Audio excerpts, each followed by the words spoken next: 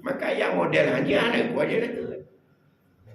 Penting saya dia cuma cuba dia dah kebar ada memo dah cuba di malam 20 banyak.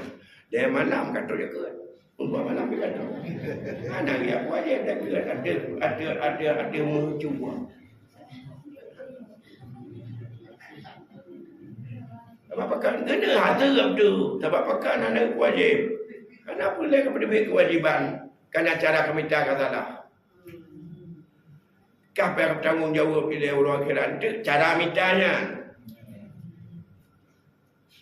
Jadi kan bertanggungjawab kerja anak kerja ke. Anak ada mentabi tapi lu kala aku boleh ke. Anak aku you aja ke modalkah. Dia cekak kau boleh ke cungkak.